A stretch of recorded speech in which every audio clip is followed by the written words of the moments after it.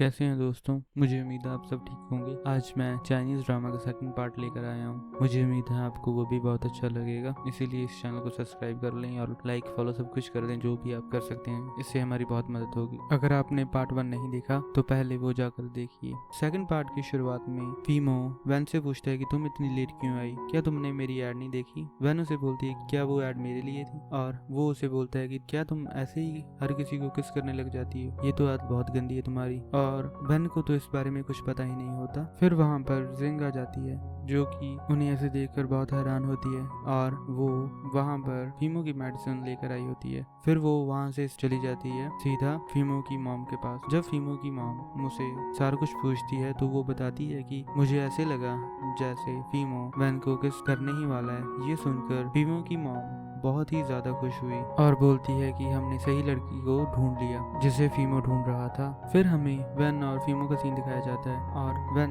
फीमो के सामने खड़ी होती है। फीमो वेन को बोलता है कि कपड़े उतारो। वेन बोलती है कि मैं ऐसी वैसी लड़की नहीं हूँ, और वो बताती है कि मैं एक सीनियर नर्स हूँ, क्या मैं तुम्हारा चेकअप कर लूँ। और फीमो बोलता है कि मेरे पीछे तो बहुत सारे डॉक्टर पड़े हुए हैं चेकअप करने के लिए, पर तुम मेरा चेकअप कर सकती हो। और जब वेन फीमो की मेडिकल किट उठा कर लाती है, पर जब वो चेक करने लगती है उसे तो कुछ चेक करना ही नहीं आता, जिससे फीमो को पता लग जाता है कि ये एक फेक नर्स है। और वो उससे ऐसे भी पूछता है कि तुम्हारे कोई बर्थ मार्क्स है तुम्हारे कंधे के पीछे, पर वेन उसे कुछ नहीं बताती। फिर वो वेन को उठाकर घर के बाहर कर देता है। वेन फीमो की बहुत ही ज्यादा मिन्नतें करती है, पर फीमो उसकी एक भी नहीं सुनता। फिर वो अपनी मॉम को कॉल लगाता है और बोलता है कि मेरे पास ऐसे खेल खेलने का टाइम नहीं है, प्लीज आप ऐसे खेल खेलना बंद कर दें। उसके बाद वेन जिंग को कॉल करती है और उसे घर का पासवर्ड पूछती है, पर जिंग को तो आपको नहीं पता होता घर का पासवर्ड। वो बोलती है कि मैं तो ओटीपी यूज करती हूँ, और वो बोलती है कि अगर मैं बिना गेट के और कहीं से अंदर जाऊंगी तो लोग मुझे चोर समझेंगे। पर जिंग उसे बोलती है कोई बात नहीं, तुम अंदर चले जाओ, कैसे ना कैसे कर कोई तुम्हें कुछ नहीं कहेगा, क्योंकि इस प्रॉपर्टी की मालकिन फीमो की मॉम है। वैन तो बहुत ज्यादा परेशान हो जाती है, क्योंकि अगर उसने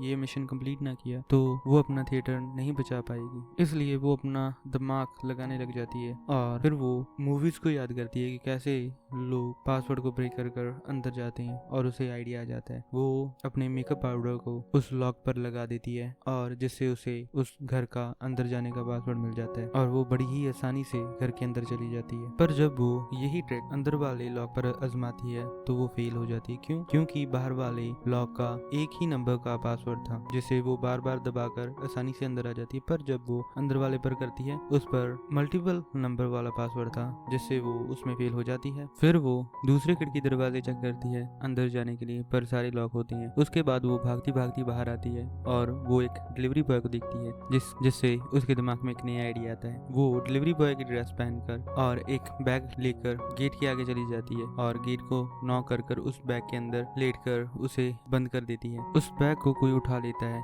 और जब वो उस बैग का लॉक खोलता है तो वो जल्दी जल्दी वहां से निकलती है और बोलती है सरप्राइज। पर जब वो अपने सामने देखती है तो उसके सामने एक पुलिस वाला खड़ा होता है, जो उसे बोलता है कि तुम्हारे जैसी लड़कियां मैंने बहुत देखी हैं। वैन उसे बोलती है कि मैं ऐसी लड़की नहीं हूँ, और जल्दी जल्दी उसे अपनी बातों में फंसा लेती है। उसे बोलती है कि मैं फीमो की एक्स वाइफ हूँ, वो मेरे साथ बात नहीं करता, और उसने मुझे बताया ही नहीं कि उसने मुझे क्यों छोड़ा है। जिसे सुनकर वो पुलिस वाला भी सैड हो जाता है। फिर वो उसे बोलती है कि क्या आप मेरी मदद करना चाहते हो, और उसे बोलती है कि आप मुझे एक सीढ़ी ला कर दो। अगले सीन में फीमो अपने फ्रेंड यंजू से बात कर रहा होता है। यंजू से बताता है कि तुम्हारे पीछे कोई है। वो वेन होती है जो कि सीढ़ी लगाकर छत पर चढ़ाई होती है। फिर वो बोलता है कि मुझे लगता है तुम्हारी नर्स वापस आ गई, और उसे बोलता है कि ये वही लड़की नहीं। फीमो जल्दी जल्दी उसका फोन काट देता है। वेन के साथ इस बार पुलिस वाला भी होता है, और फीमो फिर से उसे घर से निकाल देता है, ये बोलकर कि मैं इसे जानता ही नहीं, और पुलिस वाला उसे बाहर ले जाता है। वेन घर के बाहर ही होती है, और उधर बारिश भी आ जाती है। वो बारिश में भीग रही होती है। उसकी दोस्त उसे कॉल कर पूछती है क्या तुम घर नहीं आओगी। वेन उसे बोलती है कि मैं नहीं घर आऊंगी। ये कहकर वो फोन काट देती है, और बाद में वो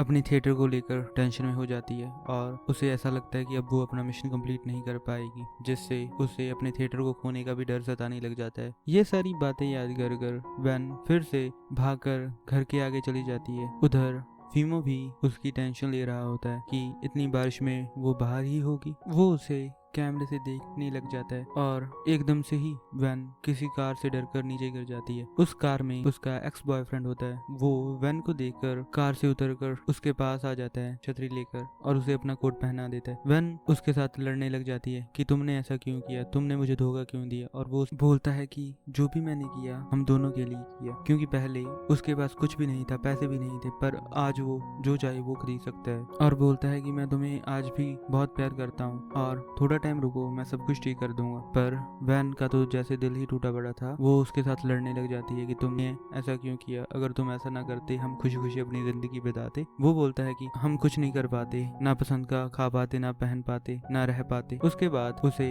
उसकी गर्लफ्रेंड की कॉल आ जाती है, जिससे डरकर वो वहां से चला जाता है और वैन भी उसे भगा देती है। पर वो वैन को अपनी छतरी दे जाता है, जिसके जाने के बाद वैन बहुत रोती है और उसकी छतरी को दूर फेंक देती है। ये सब फीमो भी खड़ा देख रहा होता है कैमरे में और वो वैन को देखने के लिए बाहर आता है, पर उसे वैन कहीं नहीं मिलती। रात को बहुत बारिश होती है। जब फीमो अगले दिन उठता है और बाहर जाता है तो वो बाहर जाकर वैन को अपने गेट के सामने बैठा हुआ पाता है। जब वो देखता है तो उसे बहुत ज्यादा बुखार हुआ होता है, इसलिए वो उसे उठाकर अपने घर में ले आता है। फीमो वैन की बहुत केयर करता है। वैन तो बेहोश होती है। जब वो वैन की केयर कर रहा होता है तब वैन उस पर आ जाती है, जिससे उनकी फिर से किस होते होते बचती है। और यहीं पर ही हमारा सेकंड एपिसोड खत्म हो जाता है। मैं उम्मीद करता हूँ कि आपको हमारी एक्सप्लेनेशन अच्छी लगी होगी। अगर अच्छी लगी है तो इस चैनल को जरूर सब्सक्राइब कर लें और वीडियो के नीचे जाकर अपने कमेंट दें, जिससे हमारी बहुत मदद होगी। थैंक यू वीडियो को पूरा देखने के लिए और मिलते हैं अगली वीडियो में।